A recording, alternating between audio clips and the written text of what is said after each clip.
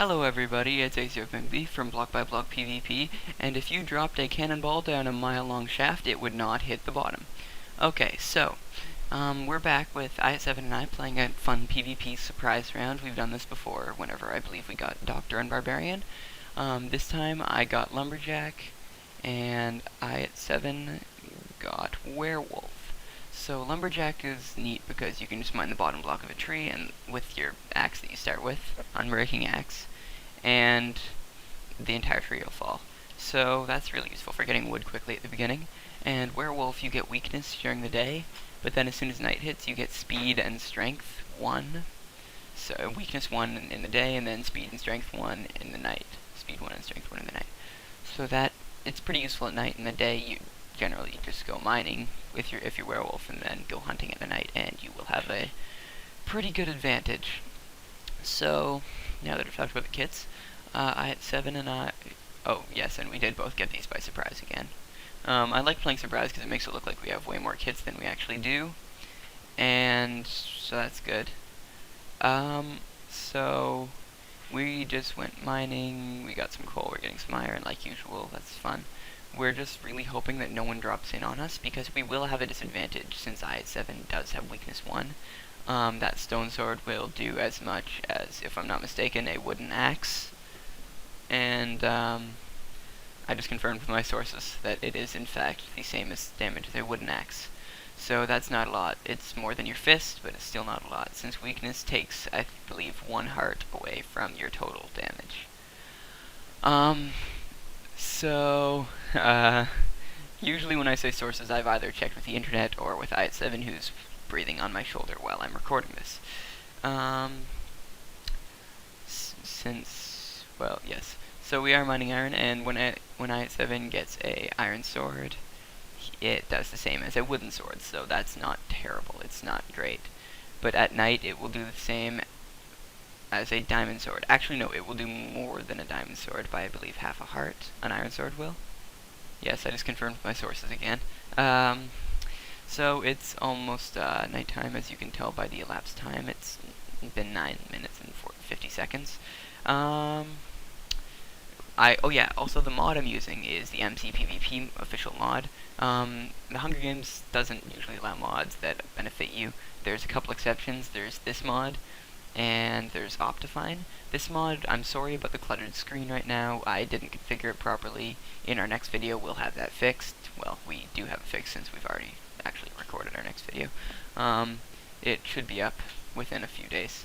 We have a surprise for you with it, by the way. So, anyway, so... Oh, never mind. So sorry about that.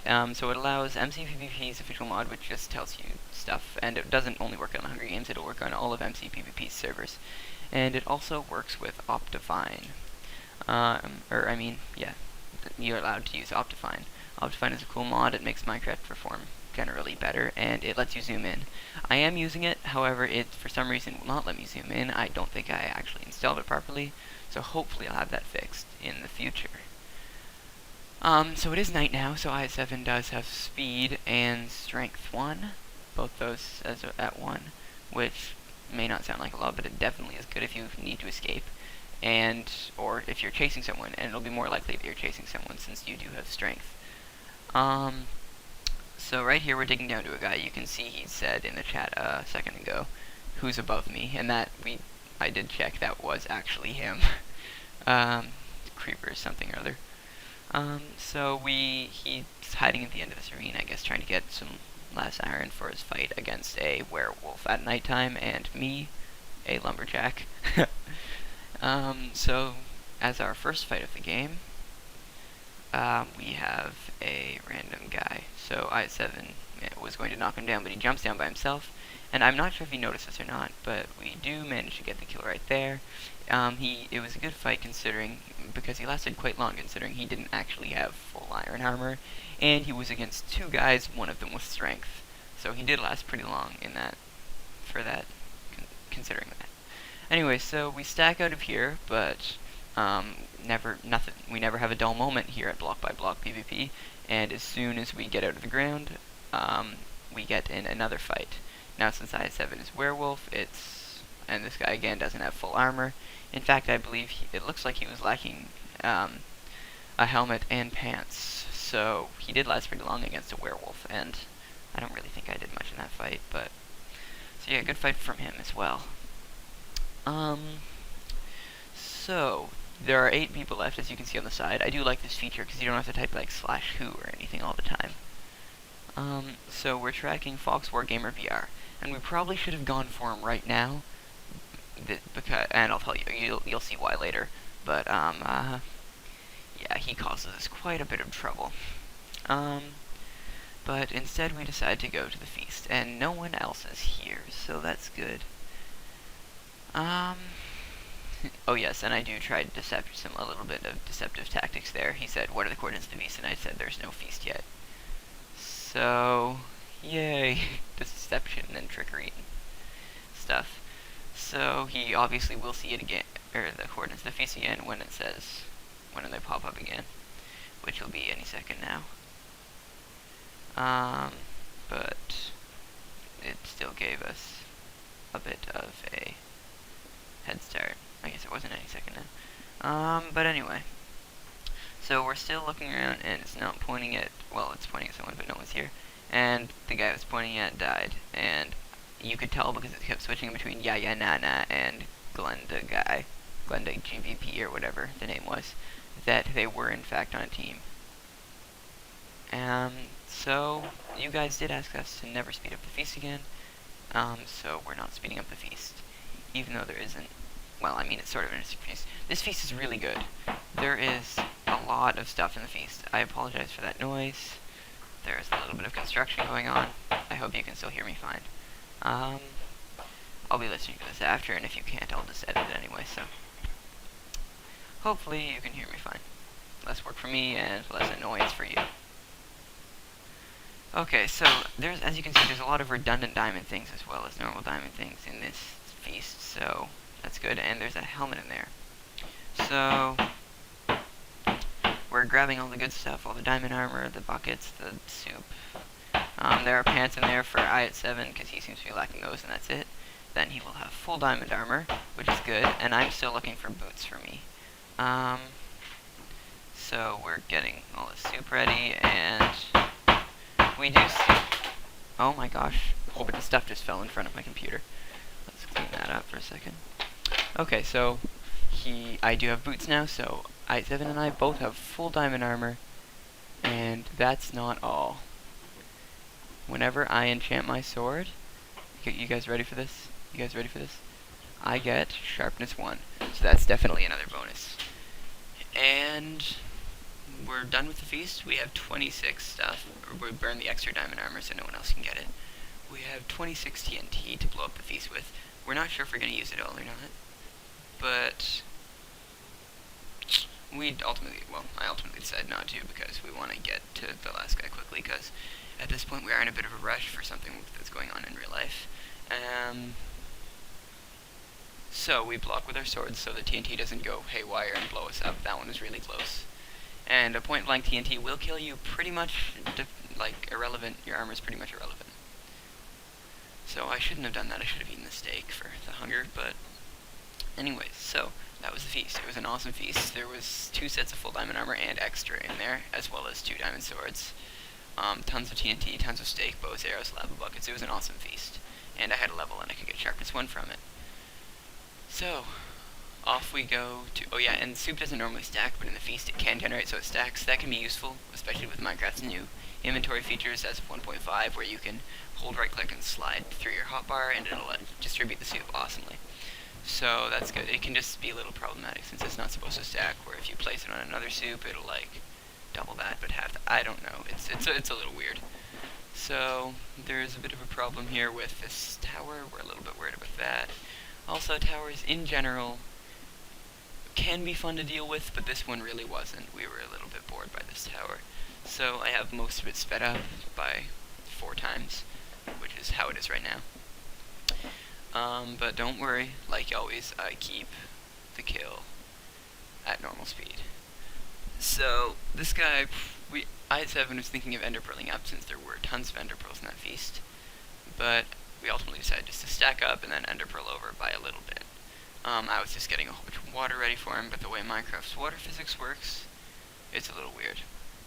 Like, it always flows toward the nearest way down, within, like, 11 blocks or something. So, run over here. Oh, and as you can see, the bonus feast just spawned, and the endermage just fell too far, and that was that. So anyway, as you can see, the bonus feast just spawned. Now, you know how I'm always worried about that. I've told you in past videos, and there's only 4 people left. Us 2, and 2 other guys. But I7 always says stuff like, no, don't worry about the bonus feast, no one will ever get it. Well, maybe that's usually true, but in this video, it's not entirely true. Remember that Fox War Gamer guy, BR, I was talking about earlier? Well, there was a bit of a problem with him and the bonus feast. I don't want to spoil too much, I'll let you see for yourselves. But as we go around this corner, you can see that they actually have a nice house built there. And I say nice house, and I figured they're just like, have nothing since they spent the entire game building it. But I was wrong, because if you saw in the window there, there's 2 guys with diamond armor. And you don't see it now, but right behind their house is the bonus feast. So I don't know if they built the house based on where the bonus feast spawned, or the bonus feast spawned just randomly behind their house. It's probably the latter, just spawned randomly behind their house, because they probably don't have time since the bonus feast. So I made the stupidest mistake ever here. And you can see that those pressure plates, he was a demo man. It exploded, I almost died. They come down here, and thinking they can easily finish me off, and here's the fight. I do have strength 2, I7 also does, since it's nighttime. He's a werewolf, but these guys do too. And I7, I think, actually only has strength 1, because his kit may actually have overlapped the strength 2 potion, but we didn't really have time to check, so we can't confirm anything. So we are getting in this fight here, and, oh, okay, I just got a, breaking news from one of my sources. My only source, I guess. Well, I guess the internet or I7. But I7 did tell me he did check, and it, in fact, the kid overlapped his strength. His strength 2. So my strength 2 just wore off there. They also have strength 2 as well. He lags out there in the air for a sec. There's a lot of resouping here. These guys are awesome at fighting, but had we gone over after them before, this may have turned out differently. If you don't remember, he was on my compass before, and that was way before the bonus feast spawned, so maybe it would have been easier to take out. But this is probably the longest fight in Minecraft, like, longest active fight in Minecraft I have ever had. And that's saying something, because I have had a lot of active fights. But let's put this in perspective. It's not even half over yet. So that guy is missing a diamond chestplate, so that is definitely a disadvantage for him. If he had it, then maybe we'd be dead by now. I don't know. Hopefully not, but anyway, so we're just exchanging hits like crazy. I don't know who's quick dropping. I7 is always very proud of his quick dropping. A little too proud. But I sometimes do, if it's necessary. It isn't really right now for me, so I just go over here, craft a ton more soup, and don't really worry about the mushrooms, thinking hopefully that'll be all I need to craft.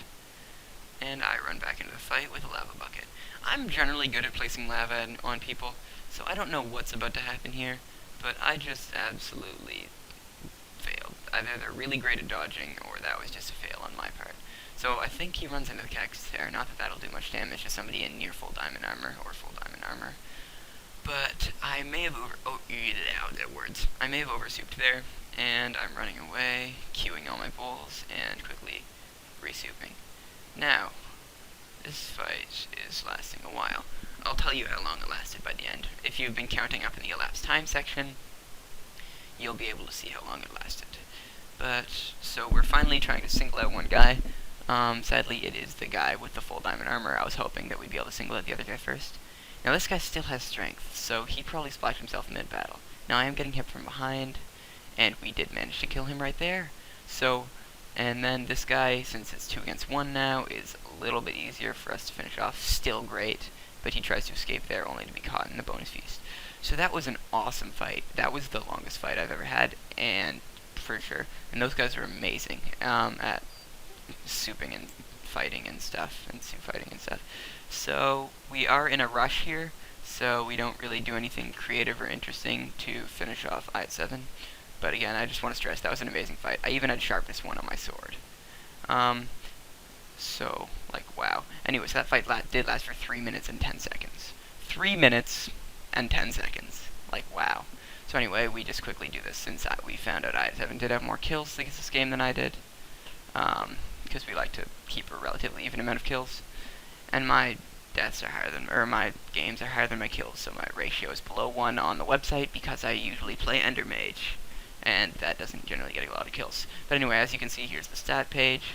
I got quite a few kills as Surprise Lumberjack, and I7 got quite a few kills as Surprise Werewolf. Okay, well, anyway, thanks for watching, guys. And again, I want to stress that was an awesome fight at the end. Thanks for watching, guys. If you liked the video or found it amusing or whatever, there's a button for that. If you have any questions, comments, concerns, you can just type them in the box below the video called the comment section. It's pretty simple there. Anyway, so I hope you stay tuned for future videos. Goodbye.